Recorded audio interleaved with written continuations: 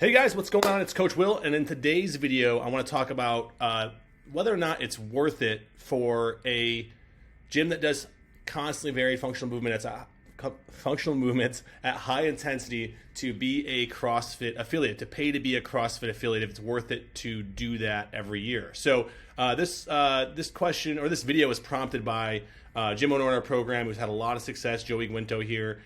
He says here, what are your thoughts on affiliation for CrossFit? We were a CrossFit affiliate for 11 years before I took over.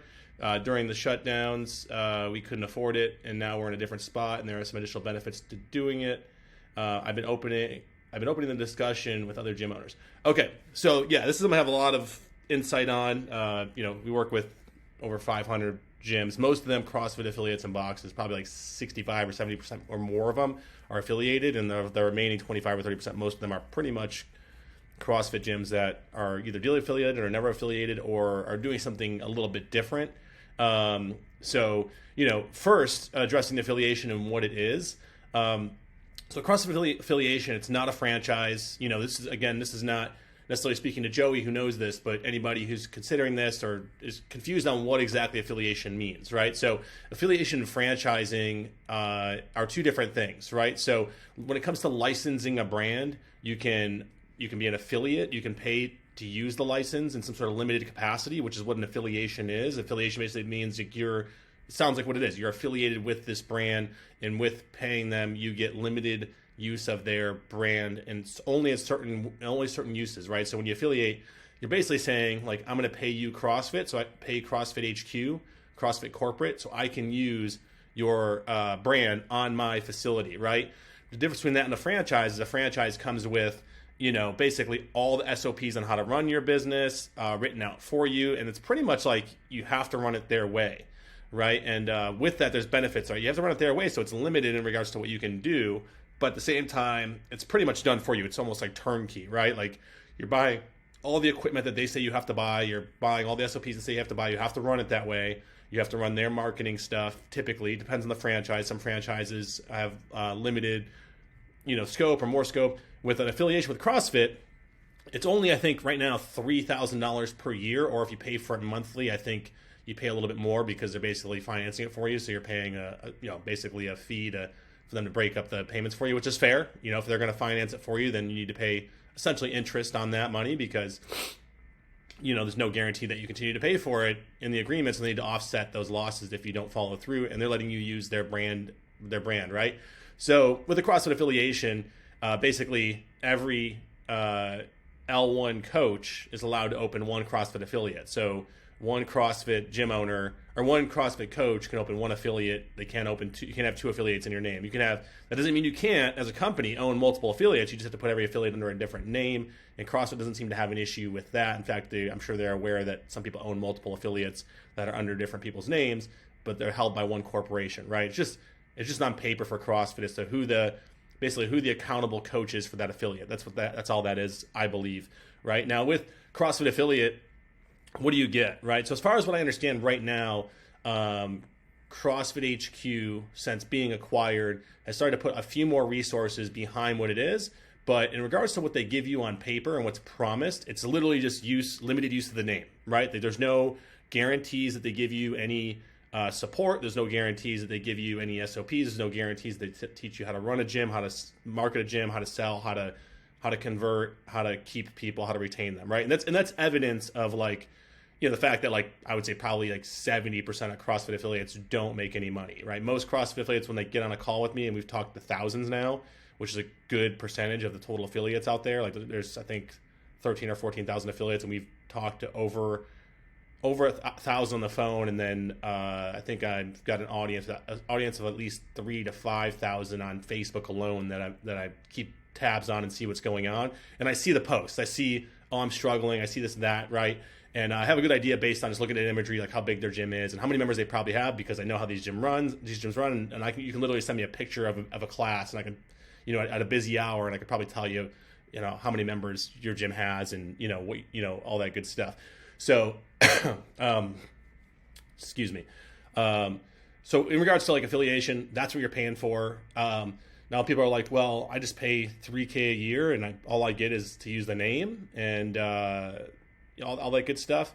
And that's what it is. Now, what are the benefits of that, right? Now, CrossFit, since their acquisition, has started to give a few more resources for the affiliate holders, right? Again, they're not, it's not a franchise, so they're not telling you how to run your business. They're just giving you some resources to say, hey, like, we're not telling you how to do it, but here's how you can, right? Because it's a slippery slope with licensing.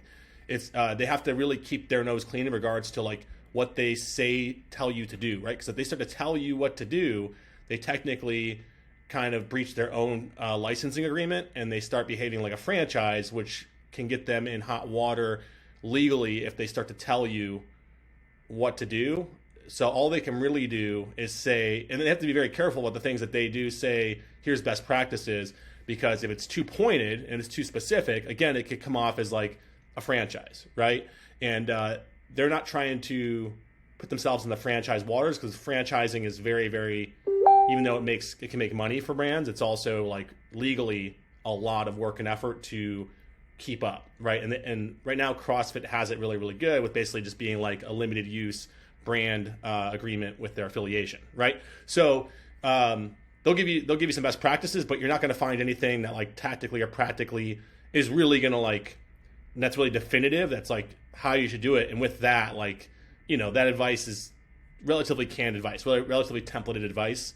That being said, like, it does create conversation. It allows them to leverage the community a little bit more, so gym owners can share amongst each other, because CrossFit doesn't want to overstep and tell you what to do and be held to that, other gym owners can, right? And obviously in the space, it's created a secondary market of people like myself that, like, that's what we do for a living. We pretty much build these systems for these types of gyms, not just CrossFit gyms, but really any kind of gyms, but just happens to be my lineage comes through the CrossFit world. So that's where I'm known, and that's where I help a lot of gyms. And, with what we do, our systems pay for themselves times over from like the very get-go, because these gyms don't have these systems that a franchise would normally include. They can basically plug our stuff in just like a franchise, but at a significantly lesser cost and risk than what a franchise would cost. So it's really almost the best model, right? In that, like, it's more of an open free market where like you can buy the CrossFit branding and leverage it, which I'm going to get to in a second, how you can leverage the CrossFit branding, because I have yet to tell you like what the benefits are. I'm only really so far kind of talking about what you don't get.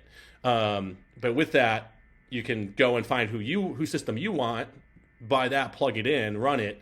And because there's a lot of people like myself that have run a lot of successful businesses, including successful gyms in tricky markets and tricky circumstances, that have figured it out.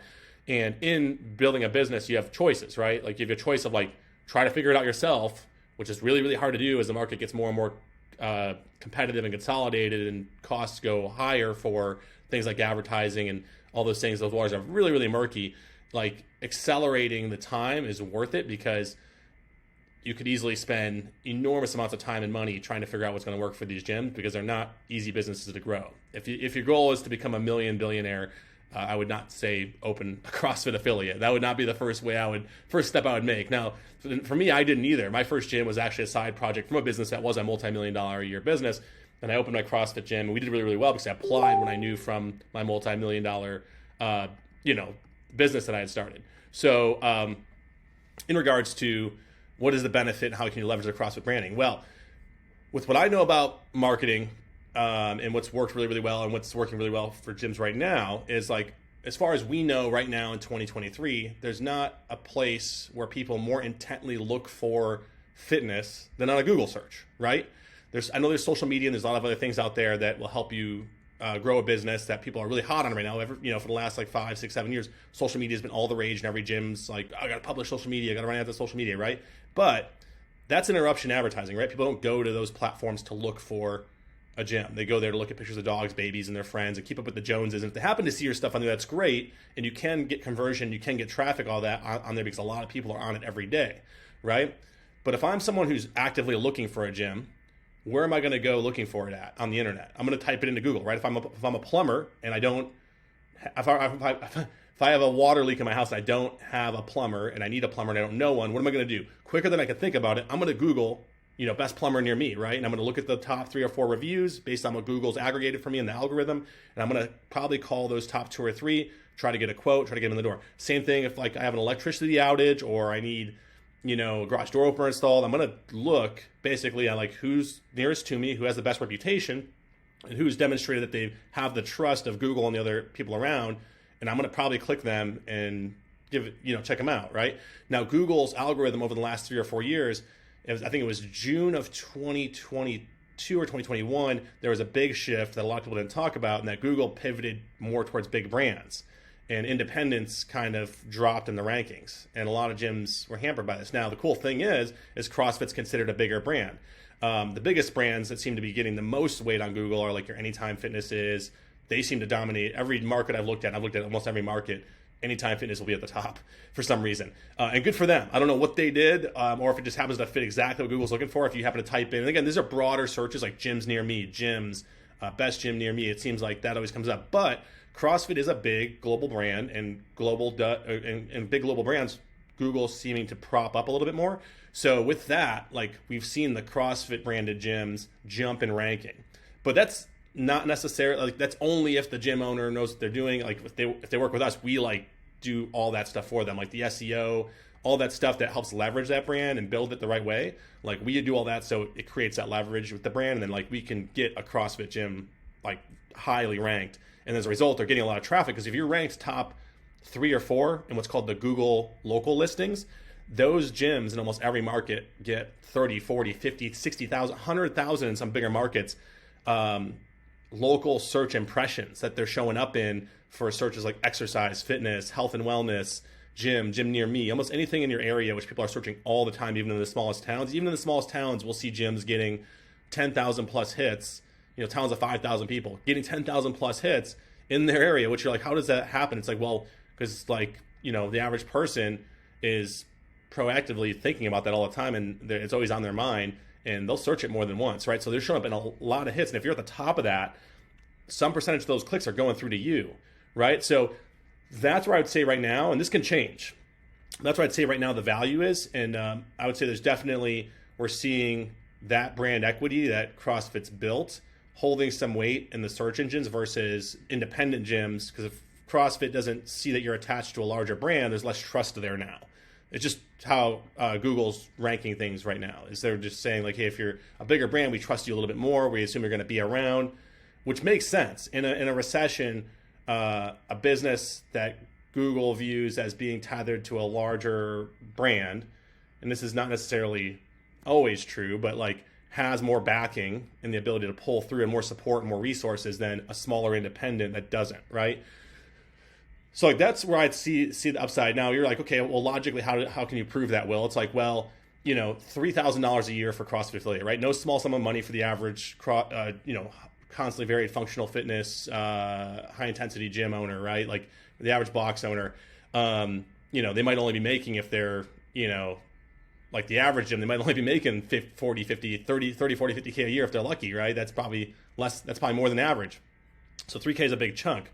But if you have your stuff built well, if your marketing funnel's built well and you've optimized those keywords, like netting the traffic off of that, the brand equity and the search is like relatively easy. So we'll see, because the gym is CrossFit affiliated, they'll have a much higher upside in the rankings because of that. And, even just going from like say 6th ranked to 3rd ranked on Google is a big, big jump, because if you're in the top 3, you're in what's called the map pack, which is kind of like the preview of all the businesses in the area.